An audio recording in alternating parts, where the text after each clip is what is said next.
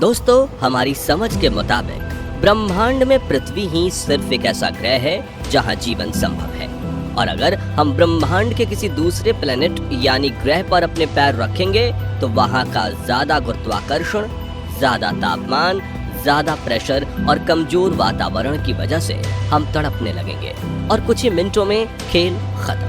लेकिन अगर हम आपसे कहें कि यूनिवर्स में कुछ ऐसे प्लैनेट्स मौजूद हैं जहां का इकोसिस्टम आपकी जान तो नहीं लेगा बल्कि इतना तंदुरुस्त बना देगा जितने आप पृथ्वी पर भी नहीं हैं। और हम मजाक बिल्कुल नहीं कर रहे हैं, क्योंकि रिसेंटली साइंटिस्ट ने यूनिवर्स के अंदर कुछ ऐसे हैबिटेबल प्लैनेट्स खोज निकाले हैं जो सभी मायनों में हमारी धरती से काफी बेहतर हैं और यहाँ जीवन का काफी लंबे समय तक पृथ्वी से भी बेहतर तरीके से विकास हो सकता है। तो आखिर कौन से हैं वो प्लैनेट्स, कैसा है वहाँ का पर्यावरण और क्या हम कभी उन प्लैनेट्स पर रहने जा पाएंगे? जानने के लिए पूरा वीडियो जरूर देखिए और नए व्यूअर्स जल्दी से चैनल को सब्सक्राइब भी कर लीजिए।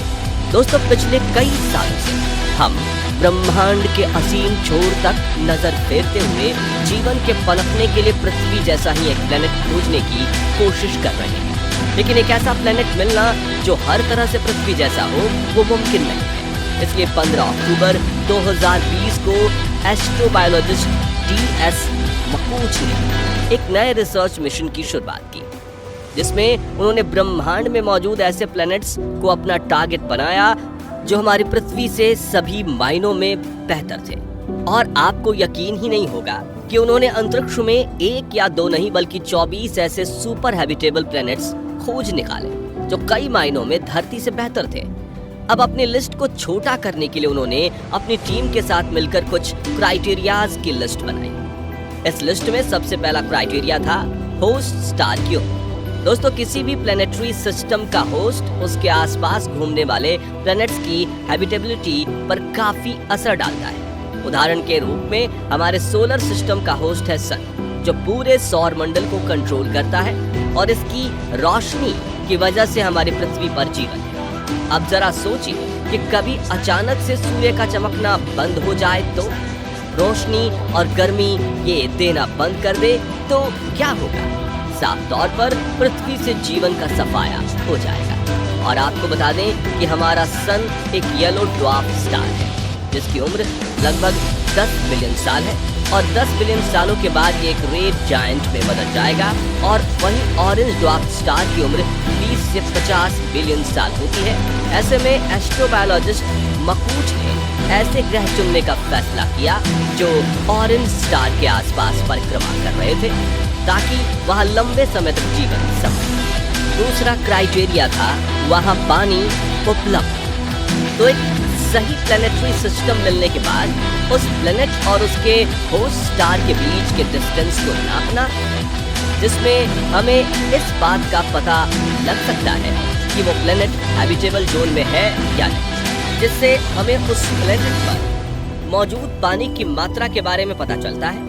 और पानी के बिना किसी भी लिविंग ऑर्गेनिज्म का जीवन संभव नहीं है, इसलिए ये क्राइटेरिया सबसे इम्पोर्टेंट है। तीसरा क्राइटेरिया था ग्रह का आकार और द्रव्यमान। वैज्ञानिकों का मानना है कि किसी भी प्लेनेट की साइज और मास लाइफ को इवॉल्व होने में इन्फ्लुएंस कर सकता है। ध्यान से सुनिएगा, किसी भी प्लेनेट का जितना बड़ा साइज होगा उतनी ही जगह मौजूद होगी इंसानों और जानवरों के रहने के लिए, और प्लेनेट का मास जितना ज्यादा होगा उतनी ही ज्यादा ग्रेविटी भी होगी।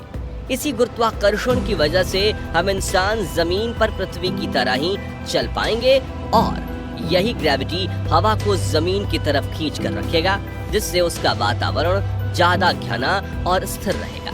हालांकि एक और कंडीशन ये थी कि प्लेनेट पृथ्वी से 1.5 से या 2 गुना बड़ा ही होना चाहिए ताकि उसकी मैग्नेटिक फील्ड लंबे समय तक एक्टिव रहे, जो अंतरिक्ष से आने वाले खतरों से बचाए। अब आखिरी इंपॉर्टेंट क्राइटेरिया था तापमान।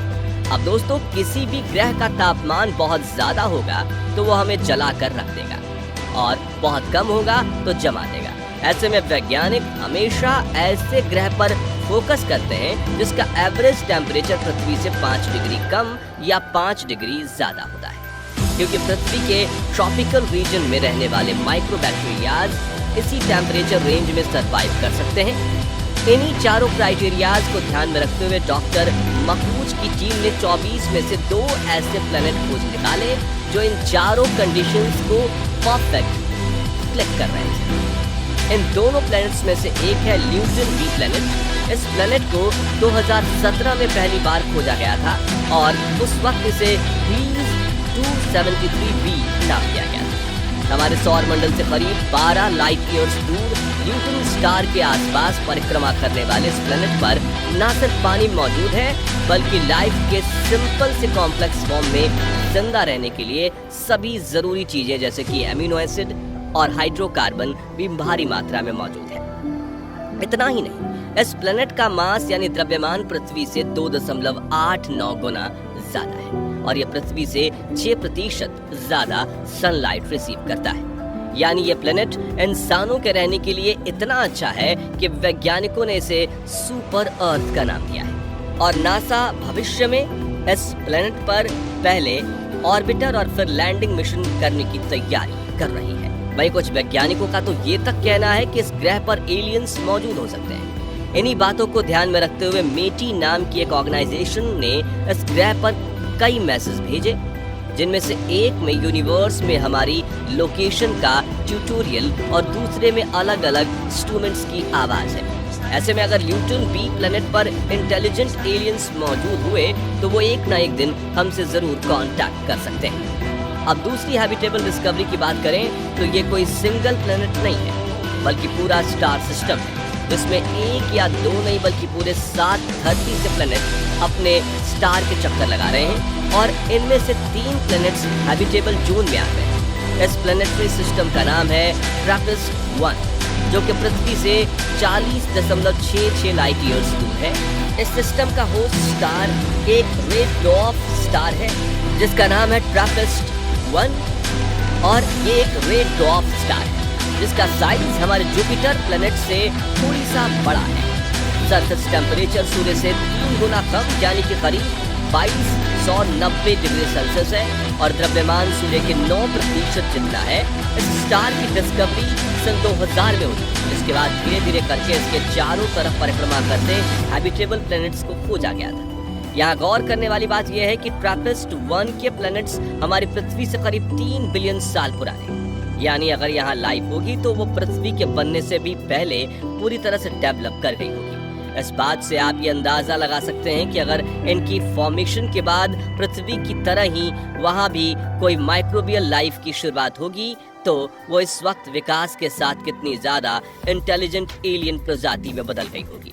यहाँ एक इंटरेस्टिंग फैक्ट ये है कि ट्रैपिस्ट सोलर सिस्टम के सभी प्लैनेट एक दूसरे के इतने करीब हैं कि अगर आप इनमें से एक ग्रह की सतह पर खड़े होकर आसमान में देखोगे तो आपको दूसरे प्लैनेट अपने चारों तरफ घूमते दिखेंगे, वो भी काफी बड़े आकार में। इसके अलावा इन प्लैनेट्स के आसमान में सूरज भी पृथ्वी से ज्यादा दिखाई देता है। दोस्तों ट्रैपिस्ट-1 के इनहैबिटेबल प्लैनेट्स पर पानी मौजूद है और साइंटिस्ट्स इनके बारे में जानकारी इकट्ठा करने में जुटे हुए हैं।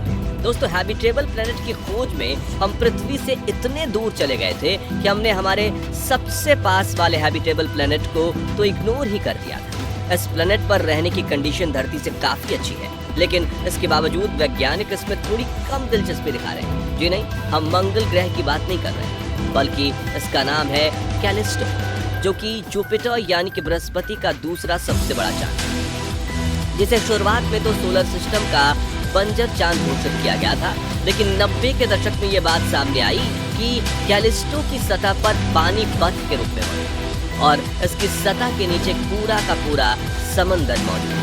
वहीं वैज्ञानिकों ने कैलिस्टो पर एक पतले वातावरण को भी खोज निकाला है और उनका कहना है कि अगर हम कैलिस्टो पर जुपिटर से आ रही रेडिएशन को रोक पाए तो इंसान जुपिटर के इस चांद पर काफी आसानी से सांस भी ले पाएगा।